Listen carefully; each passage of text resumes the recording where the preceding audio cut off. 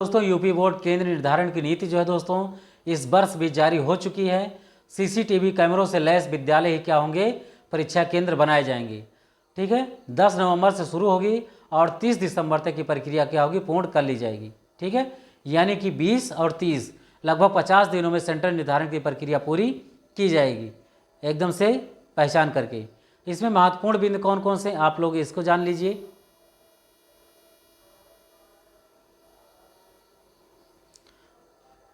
प्रधानाचार्य कक्ष से अलग दोनों तरफ सीसीटीवी कैमरों से जो सुरक्षित स्ट्रांग रूम बनाए जाएंगे, जिसमें आपका पेपर और कॉपी क्या होता है, सुरक्षित रखा होता है। स्ट्रांग रूम में प्रश्न पत्रों को रखने के लिए और 4 डबल लॉक के बॉक्स होंगे ताकि किसी भी प्रकार की असुविधा ना होने पाए। ठीक है, सीसीटीवी कैमरे दोनों तरफ लगे होने चाहिए, ये भी आपको ध्यान देना है। ठीक है, तो उत्तर प्रदेश ने दोस्तों अपनी तैयारियां शुरू कर ली हैं परीक्षा के बोर्ड को परीक्षा केंद्रों को निर्धारण को लेकर के, और बहुत जल्द 10 नवंबर से इसकी प्रक्रिया पूरी करने की बात की जाएगी। अब आखिर इसमें कौन कौन से महत्वपूर्ण बिंदुओं को शामिल करने किया जाएगा, तो आप सभी लोग इसमें ध्यान दीजिएगा कि राजकीय सहायता प्राप्त अशासकीय निजी विद्यालयों के क्रम में बनाए जाएंगे परीक्षा केंद्र।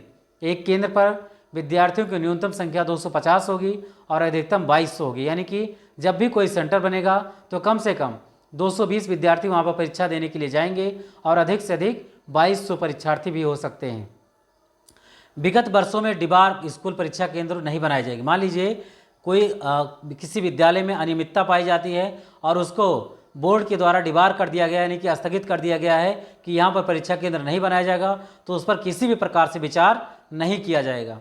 एक ही प्रबंधक व उसके परिवार द्वारा संचालित विद्यालयों में परीक्षा केंद्र नहीं बनाए जाएंगे। परस्पर विद्यालय में परीक्षा केंद्र नहीं बनाए जाएंगे। यथासंभव बालिकाओं के विद्यालय में बालकों का परीक्षा केंद्र नहीं बनाया जाएगा। बालिकाओं का तो सेंटर हो सकता है, लेकिन बालिकाओं का सेंटर बालकों का सेंटर नहीं हो सकता है। ठीक है, तो ये सारे के सारे क्या होंगे, कंट्रोल रूम से जुड़े होंगे और यहाँ पर जिला एवं तहसील स्तरीय जो समिति है उसका क्या करेगी, इसका सत्यापन करेगी। परीक्षा केंद्र बनाए जाने वाले विद्यालयों का भौतिक सत्यापन किया जाएगा और इसका गठन तहसील स्तर पर होगा, यानी कि एसडीएम भी जा सकते हैं, तहसीलदार भी जा सकते हैं, कानून को भी जा सकते हैं, यानी कि जिसको डीएम या एसडीएम रिकमेंड कर देंगे, ये नहीं तो होगा एसडीएम खुद जाएगा इसकी जांच पड़ताल के लिए, और ऐसा होता आया है। तो गाइडलाइन के अनुसार प्रधानाचार्य निर्धारित प्रारूप में विद्यालयों में जियो लोकेशन के साथ विद्यालयों में उपलब्ध सुविधाओं का विवरण पोर्टल पर उपलब्ध करेंगे। ठीक है, कि हमारे यहाँ कौन कौन सी सुविधा है और कौन कौन सी समस्याएं हो सकती हैं। तो समस्याओं को तो कोई बताने वाला है नहीं, अपनी सुविधाओं को, अपनी खूबियों को बताने में सभी लोग माहिर होते हैं। ठीक है, तो इसके बाद एसडीएम की अध्यक्षता में तहसील स्तर पर क्या है, टीम गठित की जाएगी और फिर जांच पड़ताल के लिए वहाँ पर जाएगी। समिति में डीएम की ओर से नामित अभियंत्रण विभाग के अभियंता यानी कि इंजीनियर लोग भी जाएंगे और अभियंत्रण विभाग के अभियंता एवं तहसील के तहसीलदार सदस्य भी क्या होंगे, इसमें जाएंगे। जिला विद्यालय निरीक्षक की तरफ से भी भेजे जाएंगे, जो इसमें अथोराइज्ड होंगे अधिकारी, वो भी जाएंगे इसमें, और राजकीय विद्यालय के प्रधानाचार्य सदस्य सचिव भी इसमें जाएंगे। विद्यालय के प्रधानाचार्य सदस्य सचिव होंगे। भौतिक सत्यापन में अगर तथ्य गलत पाया जाता है तो फिर ऐसे विद्यालय के खिलाफ, प्रबंधन के खिलाफ कार्रवाई भी की जाएगी कि आपने जानबूझ करके प्रशासन को परेशान करने की कोशिश किया है।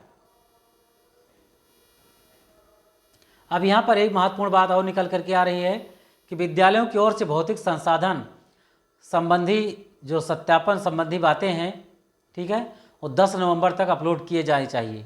10 नवंबर तक आपके प्रिंसिपल या फिर जो केंद्र व्यवस्थापक है और परीक्षा का प्रबंधक है स्कूल का, वो क्या करेगा, सारे डॉक्यूमेंट को क्या करेगा, अपलोड करेगा। तहसील स्तरीय समिति की ओर से भौतिक सत्यापन का कार्य 17 नवंबर तक पूरा कर लिया जाएगा। सत्यापित आख्या ऑनलाइन अपलोड करने की अंतिम तिथि कौन सी है, 24 नवंबर है। परीक्षा परिषद की ओर से ऑनलाइन चयनित केंद्रों की प्रारंभिक सूची 27 नवंबर से जारी होना शुरू हो जाएगी। डिबार विद्यालयों की सूची 28 नवंबर को प्रदर्शित किया जाएगा।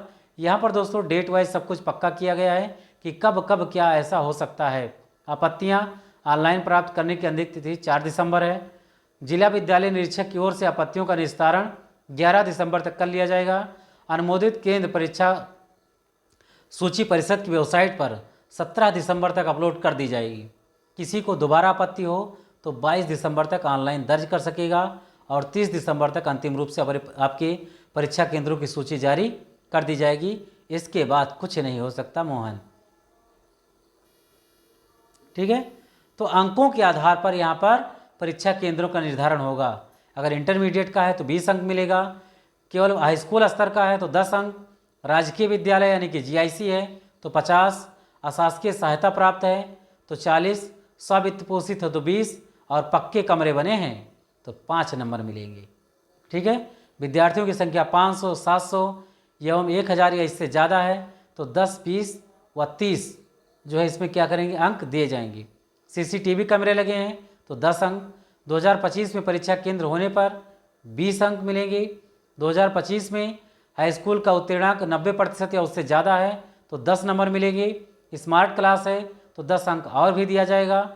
और अगर हाई स्कूल एवं इंटरमीडिएट की परीक्षा में जनपद स्तर पर अगर टॉप 10 स्थान उसको मिलता है तो इसके लिए भी 10 नंबर दिया जाएगा। 2025 की हाई स्कूल एवं इंटरमीडिएट परीक्षा में प्रदेश स्तर पर टॉप 10 में आया है तो उसको 20 अंक मिलेगा।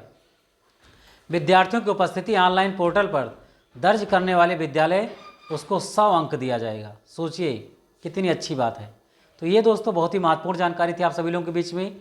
मिलते हैं किसी नेक्स्ट वीडियो में बहुत जल्द। Thanks for watching. जय हिंद।